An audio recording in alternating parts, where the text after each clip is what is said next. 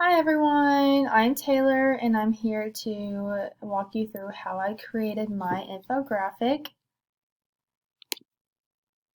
Maybe. Sorry about that. Anyway, the first step that I took was identifying my objective. So one very clear point that I realized very quickly in all the reading that I did this week was that it's very important to have a statement, a thesis, an objective, whatever you want to refer to it as for this particular situation. You have to have a clear argument that you're trying to make to help the reader or viewer understand the point you're trying to get across.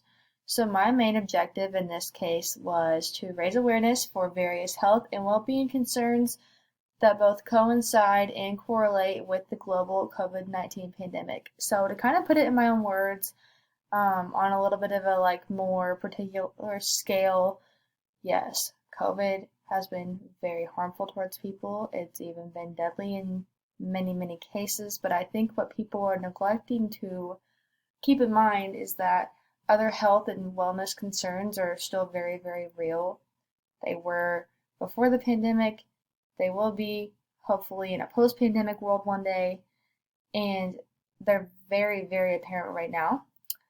And my fear is that we as a society are kind of neglecting those because of COVID. So I think it's really important to address those and bring awareness to those and keep them in mind as we approach people suffering from these issues and trying to be understanding of them in our day to day lives. So, my second step was to narrow down the largest wellness concerns of 2020, which was when the pandemic began, um, to now, which is obviously 2021. So I divided those into six categories. They were they were from my perspective, but my research confirmed that I was right about quite a few, and it also helped me create a few more of the ideas that you see here. In no order, they are mental health, drug abuse, alcohol abuse, obesity, social isolation, and economic hardship. So my third step was just simply gathering the data.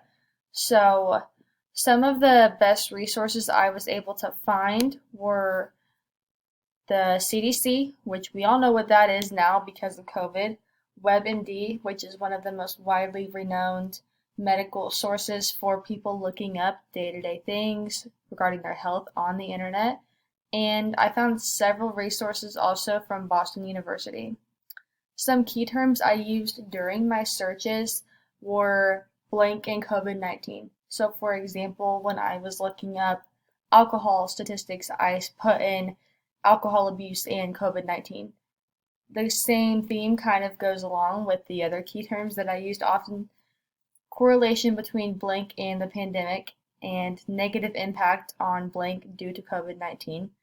I feel like out of those, the one that probably got me the best and most optimized results based on what I was using them for was when I put in that word negative in the third category, because that way any data that I pulled up, it specifically showed the downfalls of what COVID was doing with these specific issues rather than anything else.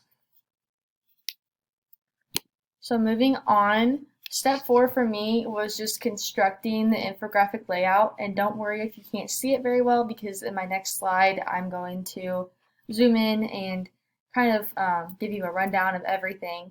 But a few things that I tried my best to pay attention to as I was constructing the layout of the infographic was that it was aesthetically pleasing.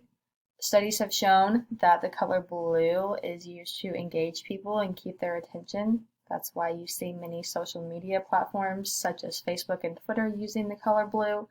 I also tried to use the contrasting colors to kind of make the words pop and make it kind of fun to read. I used that same concept in my mind when I chose the photos. I tried to make them something that related to their category, but also kind of pleasing and fun to look at.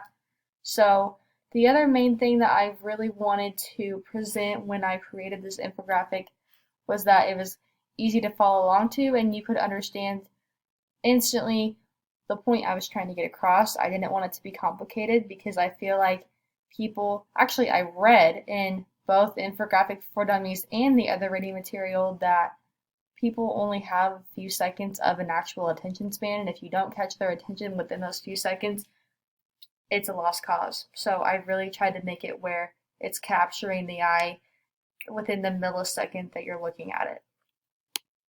So moving on, let me try to move my screen out of the way a little bit. Sorry.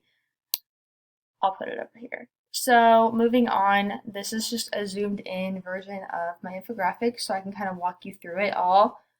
Up here in the mental health category, I try to put a lot of statistical information in because I feel that the best way to back up an argument as serious as this one is by bringing in the facts. And a lot of them I kind of was already aware of, but they were pretty alarming once I actually put them into words and had to physically and mentally process all of this at the same time. A few that stood out to me, starting with mental health, was the huge jump from 2019 to 2021 regarding mental health disorders. That doesn't mean necessarily that only 11% of people had depression and anxiety in 2019, but within a 2-year span, so many more people came forward and either decided to seek help or did start developing symptoms of these disorders, myself included in that. I will be very straightforward about that. I really do think that COVID has taken a toll on everyone mentally in different ways. So that number is absolutely eye-opening for anyone reading this. Moving on to drug use, I wasn't overly surprised by this one, but what really got to me was that 40 states saw increases in opioid overdose in 2020. When you think about it, that's so many states. I mean, that's a large number, and that's not okay. So what concerns me about that, which I will kind of get into this once I get into the isolation and social disconnect, people not having other outlets to pour themselves into often leads them down the wrong paths, and I am in no way making an excuse for anyone using a drug or saying that that's okay, but I think it's very alarming to show how easily swayed people are when they feel that they have nowhere else to turn and no other options. And it kind of goes along with alcohol use as well, which was my next category. None of this surprised me, but another alarming one was the 16% increase in deaths related to alcohol abuse.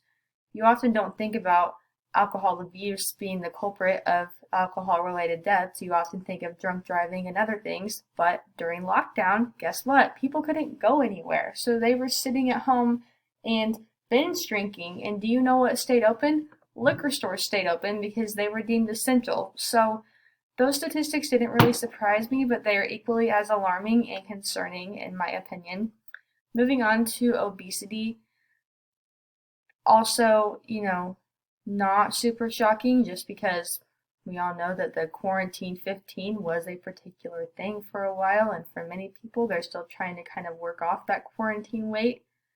One thing that I found in my research, however, was that they did address it as stress eating as a cause of their weight gain, which I had never really thought about before, but it does make sense because when you think of all the uncertainty and all the negative feelings that have been put into us all in the past year and a half now, we've all experienced stress, and I'm sure we've all participated in some stress eating. So there's that. Moving on, isolation and social disconnect. I think the main thing that people don't realize with this one is that it very well can be something that affects your health because so many people rely on face-to-face human connection. Even if you're introverted, it is so important to have those connections with people to make you feel cared for and to make you feel valued just as a person. So obviously that led to extreme loneliness for many people. I work in a nursing home, and I can tell you firsthand that those in assisted living unable to see their families was the most devastating thing in the world. And they do finally have the ability to have their families visit again. Obviously, that's with certain protocols between vaccinations and COVID screenings and those sorts of things. But now the fear with the new strain is that those are going to get taken away.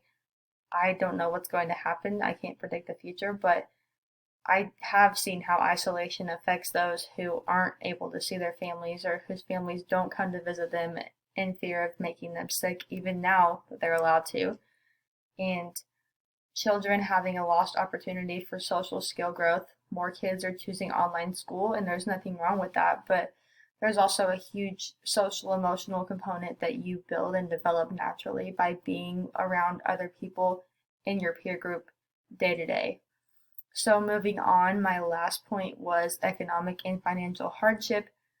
Unemployment rate rose to 14.8%, which I did know that it was high, but what I did not know until doing my research was that was the highest it has been since 1948, nearly 100 years ago now. 1940s, insane. And obviously, this resulted in a huge loss of income for many families, which also can, if you really think about it, tie into all of the other things I've mentioned here: mental health, drug use, alcohol use, obesity, and social disconnect slash isolation.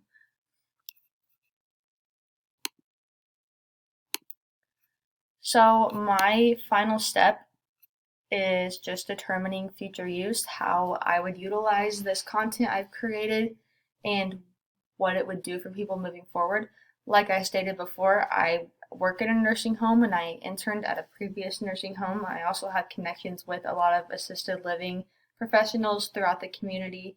So to provide this kind of infographic to that group would help. I really do think not just the nursing personnel understand, but the staff understand and the families understand that we're all in this together. And even though there are crazy protocols and crazy rules, everyone just has the same common goal, and that's to keep people safe, but it is taking a very huge physical and mental toll on everyone. So my hope would be that it would teach people to just be more considerate of each other and to be more kind and to realize that even if a person does not have COVID, it doesn't mean they're not struggling in some way. And I feel the same way about providing that to college campuses and other local schools. Kids can be mean. They need a reminder sometimes that they need to have compassion towards each other. Teachers and professors and college students are stressed out. They're constantly focusing on the negatives with the pandemic that we're experiencing right now. But I think, like I just said, a huge thing that we all need to keep in mind is that we're all in the same boat. We are all struggling in some way, and the best thing we can do right now is support each other in that. And I think another powerful tool that could be used for this is social media, because people of all ages use it. People in all of the categories stated in bullet point 1 and 2 use it, and it's a great way to just reach different demographics of people. And I really do think that this information, even though I did target a few specific workplaces and environments, is something that we all need to remember and keep in mind every day. And here are my sources. Thank you all for watching, and I look forward to watching yours.